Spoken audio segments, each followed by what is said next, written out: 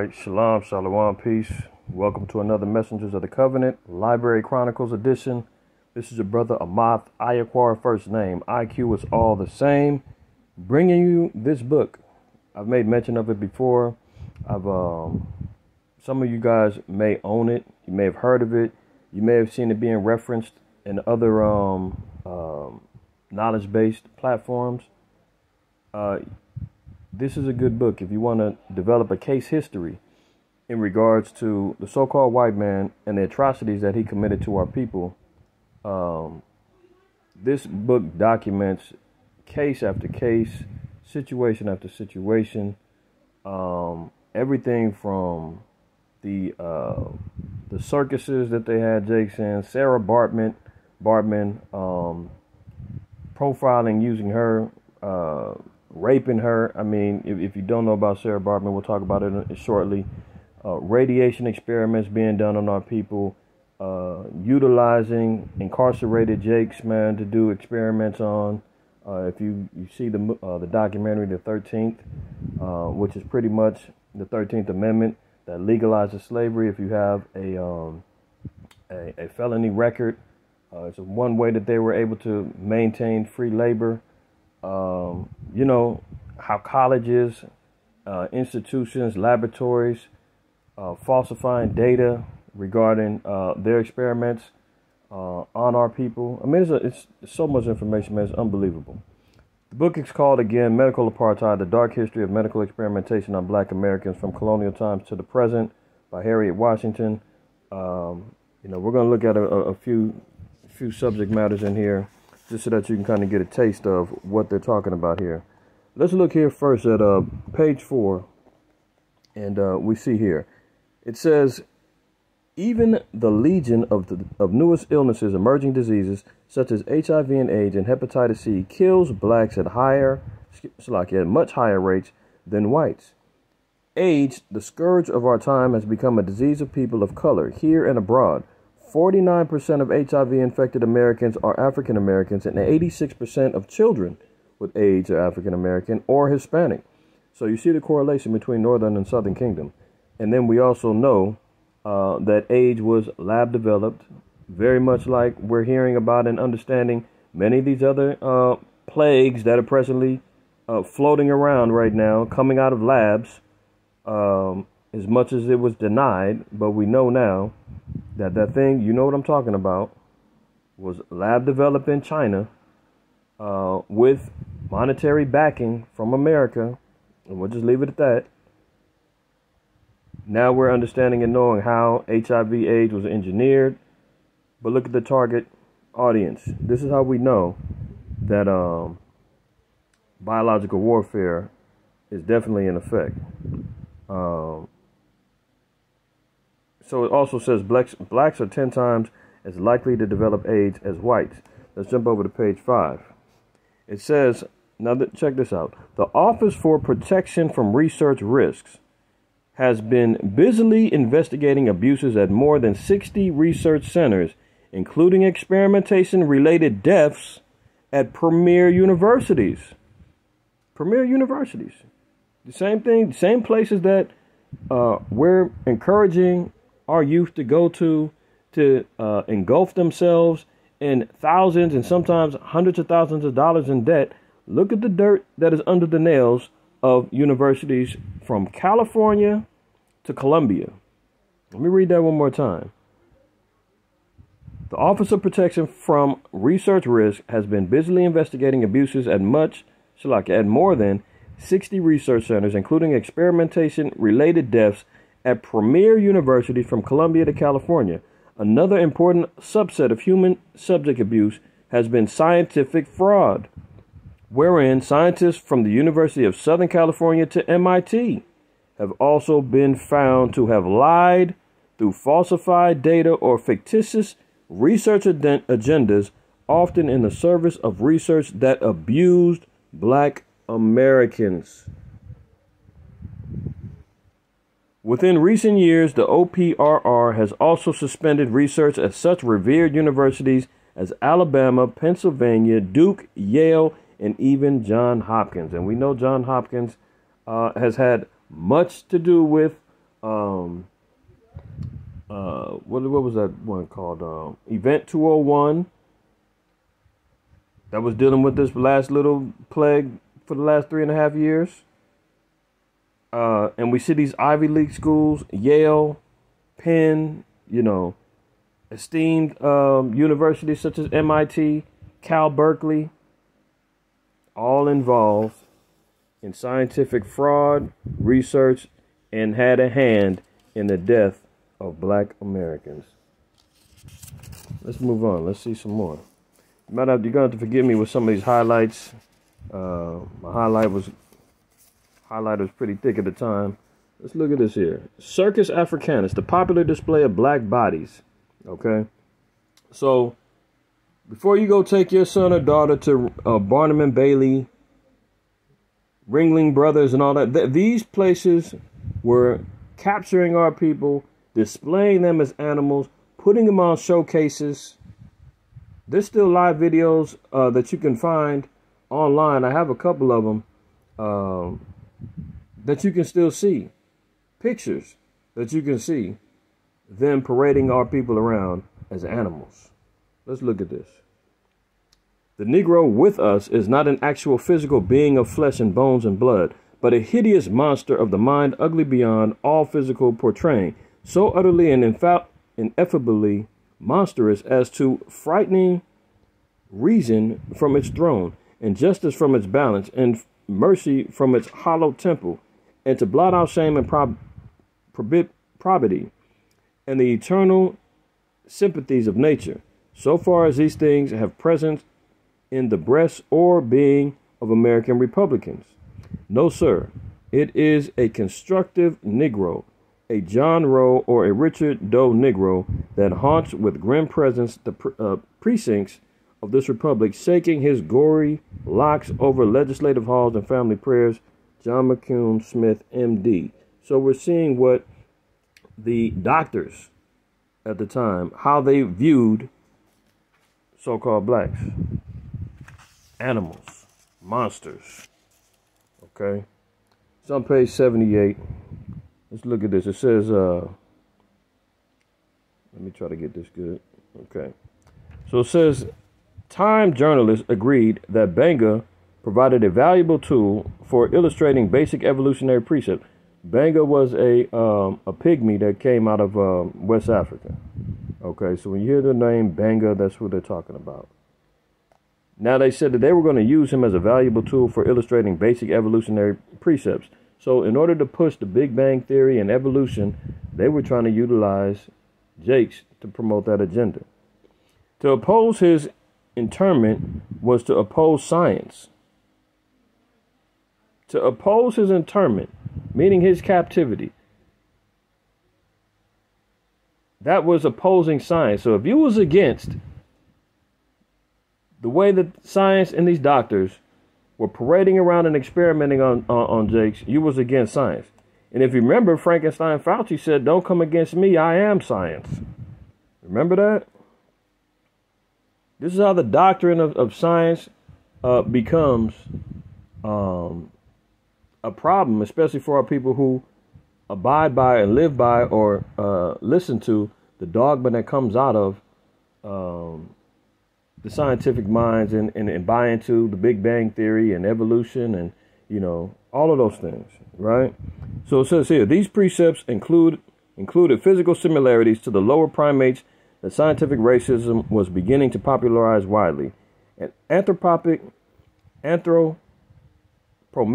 portraits of blacks and apes demonstrated how blacks' facial angles, stature, stance, and gait resembled those of monkeys, chimpanzees, and orangutans. Blacks' hair or wool was compared to animal pelts. Such uncomplimentary images were published in scientific journals and would soon adorn children's textbooks. So you see how they were putting it in textbooks, training up the young youth to believe in this fallacy.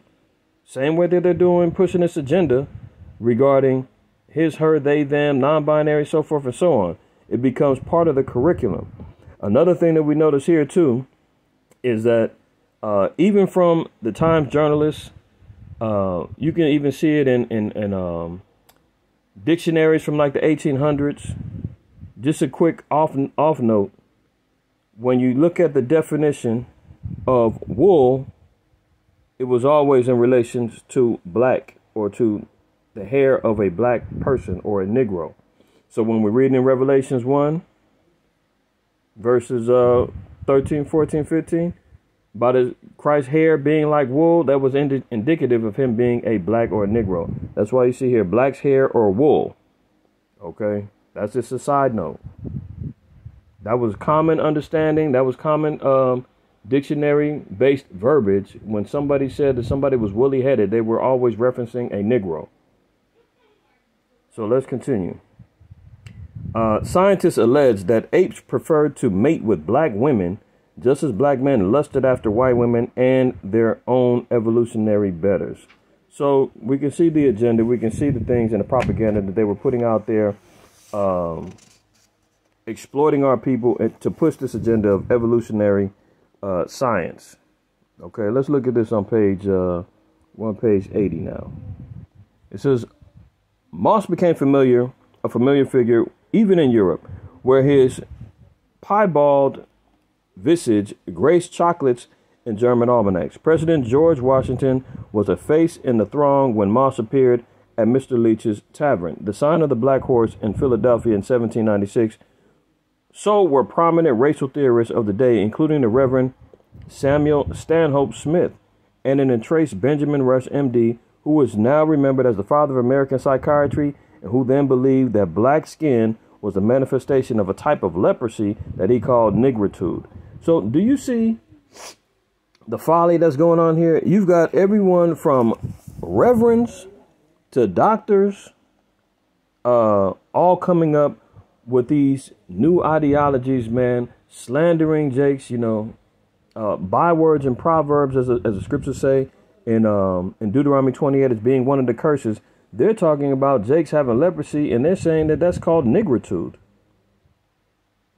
Look at this. Rush believed that blacks were diseased, but that they could be cured. He welcomed the various albinos,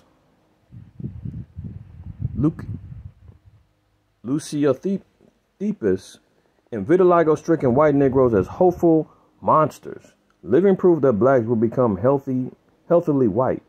So when you look at vitiligo, when you're seeing leprosy, albinism, they were saying that these were white folks, man, that could be brought back. They were suffering from nigritude. I mean, this is complete madness. Rush hungered to understand and hoped to duplicate the process by which Negro skin lost its color, and he theorized that the pressure and friction, violent rubbing could banish color from the rete musculum.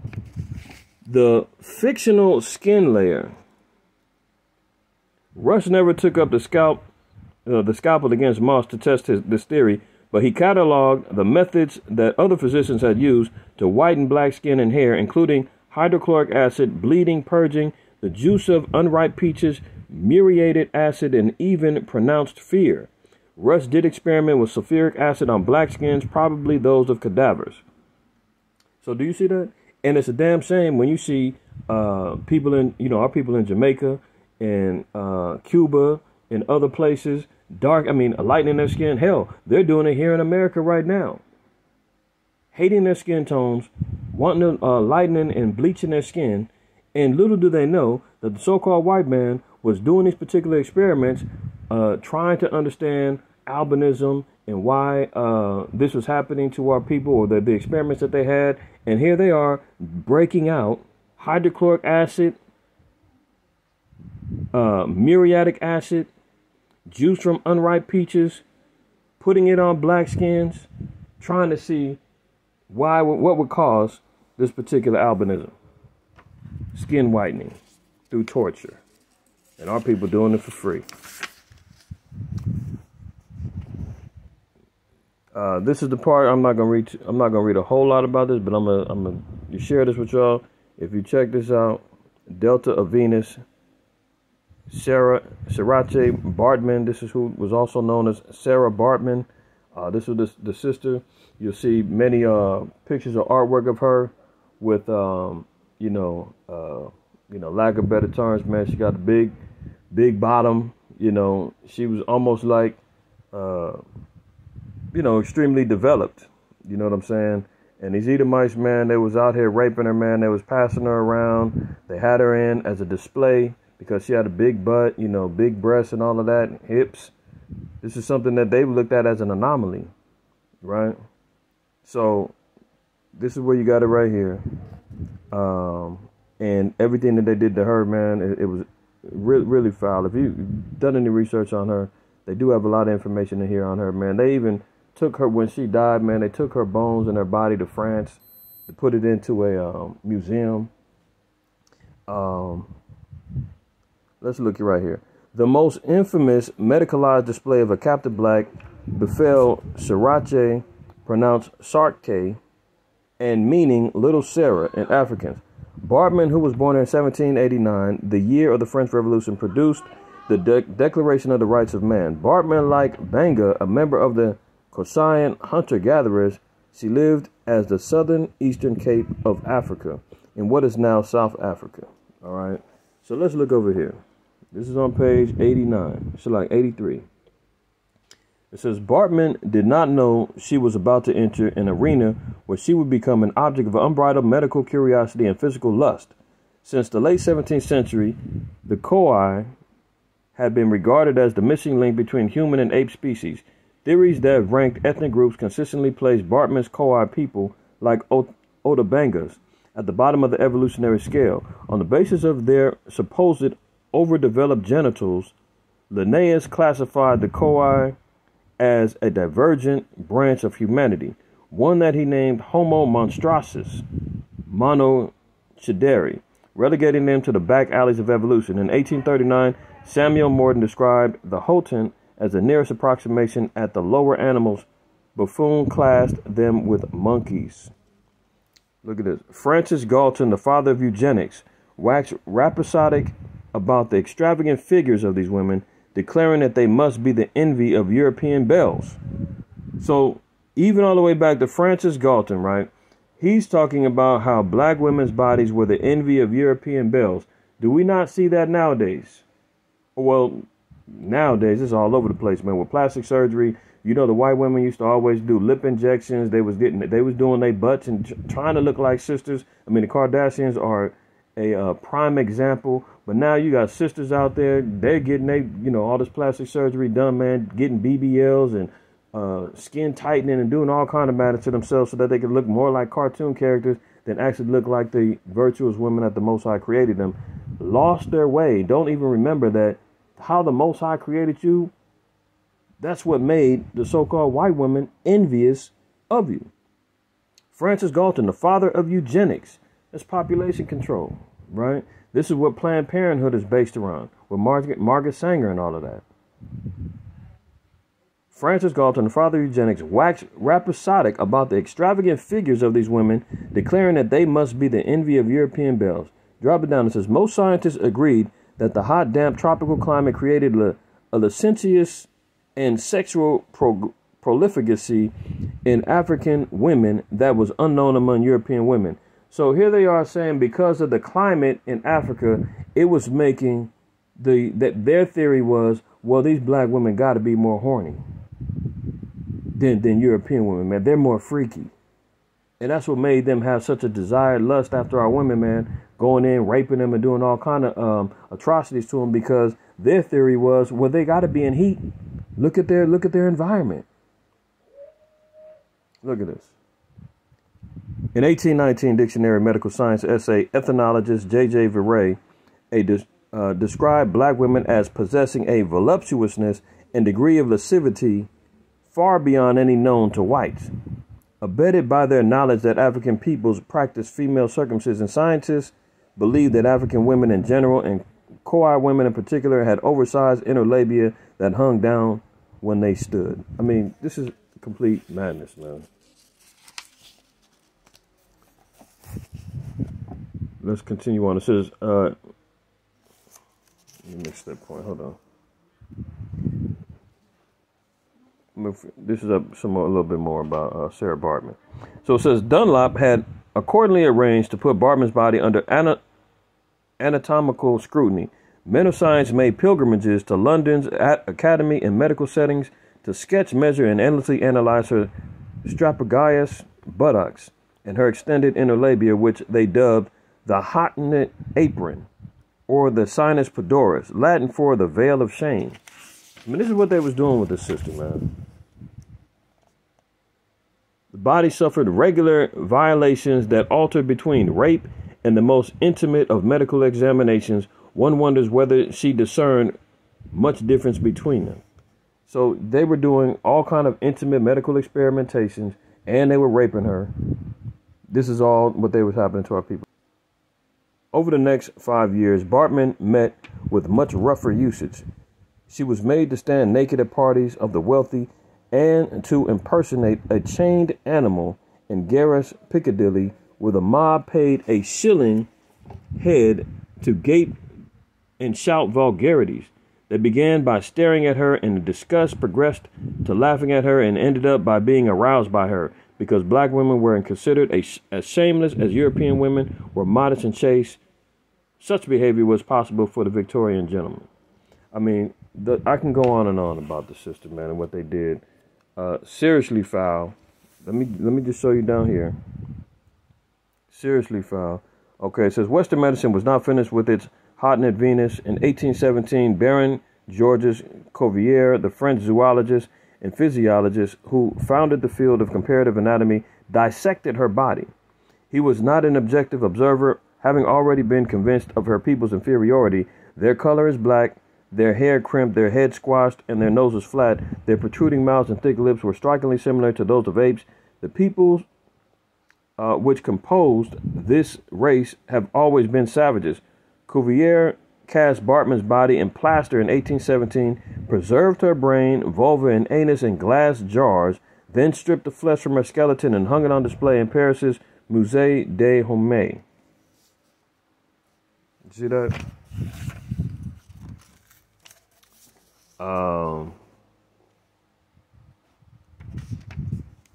Let's look at this. Much more to talk about. No discussion of radicalized American circus hucksterism can ignore the legendary P.T. Barnum. Remember that, Barnum and Bailey? Who exhibited many blacks. In 1835, however, Barnum was just a 25-year-old bankrupt eking out of a living in a New York City dry goods store. Let's drop down here, right here. We do not know Hef's ethical origins, and Barnum's unreliable memoirs spin an assortment of contradictory tales, but he was able to convince audiences of Hef's manufactured African origin and more. So Barnum and Bailey, circus founder, was parading around our people as subjects. All right. I want to just get to this point here. I mean, there's so much, like I said, you got the nuclear winter. This is talking about the so-called white man carrying out radiation experiments on our people. In particular, there was this a brother named Eb Cade. He was in a car accident. He was a trucker in a car accident, broke all his bones. They thought he was going to die. They started injecting him with large amounts of plutonium, which is basically radiation, man, trying to see what it was going to do to his body. They held him for over 6 months, pulled out all his teeth, was sending it around for research. I mean, they was doing all kind of foul stuff to us, you know, carrying out radiation experiments on our people. Look at this. It's on page 218. It says, between 1944 and 1994, the AEC supported more than 2,000 experimental projects utilizing radiation on and human subjects. Overall, blacks were at a higher risk than whites of being subjected to these harmful, non-therapeutic experiments.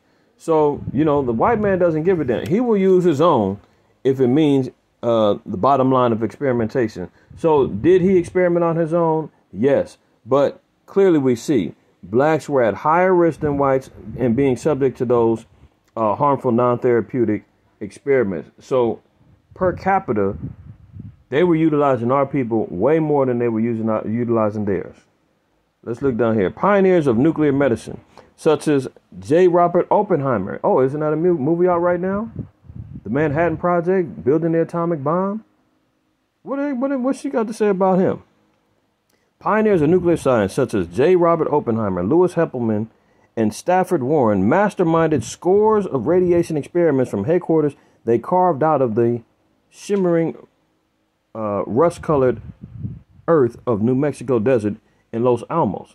So I haven't seen the movie. I'm wondering if they included this. That on their road to discovering nuclear power and developing this bomb, that they were doing radioactive experiments on blacks and on people. Did they include that in the movie? I don't know. I doubt it. Look at this. In one series of experiments, Manhattan Project doctors injected plutonium into between 18 and 20 men, women, and children. They acted without obtaining the consent of these people, informed or otherwise, and without therapeutic intent. The Manhattan Project scientists shrouded themselves in secrecy, referring to their subjects only in code. Cade, remember, that was a brother that got into the accident. His name, or his code name, was HP-12. The HP stood for human product. So, Oppenheimer, big movie over the summer. I wonder if they talked about the medical experimentation that they performed on our people. Here's another chapter about cage subjects, how they were performing medical experimentations on brothers that was incarcerated. You can look up a case study in an article out of Philadelphia. I think it was like over 300 brothers, man, they did medical experiments on in the 80s. So that's documented.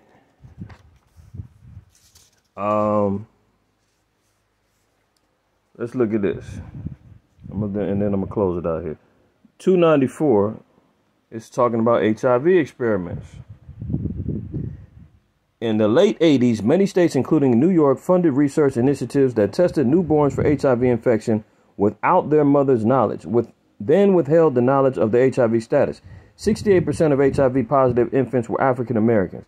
The infants offered irreparable, unnecessary harm because life-saving treatment was not instituted. The mothers had no idea that their newborns and they themselves were HIV positive. The mothers were victimized because they remained unaware of their own HIV positive status and thus could not seek treatment. It was the Tuskegee experiment all over again, says Nettie Mayerson, the New York Assemblywoman who shepherded legislation that would mandate HIV testing and reporting for newborns in New York State. However, in 2004, news emerged of another New york City study. In this case, HIV-positive children in foster care were given high doses of experimental, risky antiretroviral drugs without their parents' knowledge or permission. This study is discussed in detail in Chapter 13. Even in NIH physicians, Dr. LeMay Fernand Pazier bypassed parents when he implemented pacemakers in 55 black children to test a new treatment. The children have been diagnosed with a benign inherited condition that thickens the heart, and Fernand Pazier wished to see whether the pacemakers would lessen the thickening, but he never articulated a logical therapeutic motive, and the pacemakers did not improve the children's health, which was not threatened by their condition. Instead, the implementation exposed them to surgical risks of pain, infection, and heart damage. Fernand Pazier's surgeries puzzled his cardiologist colleagues, one of whom dismissed the study as saying there's a lot of witchcraft here. Oh, witchcraft here. Imagine that. And even if you're talking about NIH funding, there's articles out regarding Dr. Frankenstein Fauci and him taking foster children and doing HIV experiments on them. You can look that up, right? So, as you can see, man, there's a lot going on in this book. A lot of information that you could take to the bank in regards to the afflictions that were and atrocities that were committed to our people. Sister does a superb job on this information. I mean, and there's so much more. I just kind of highlighted as best I could just to give you a little smattering of what you can expect to read on here. Blessed to see that readeth, and they that hear the words of this prophecy, to keep those things that are written therein and do them. All right. So I'm going to close off with that, man. All praise, honor, and glory to the Most High, Yahweh Shai.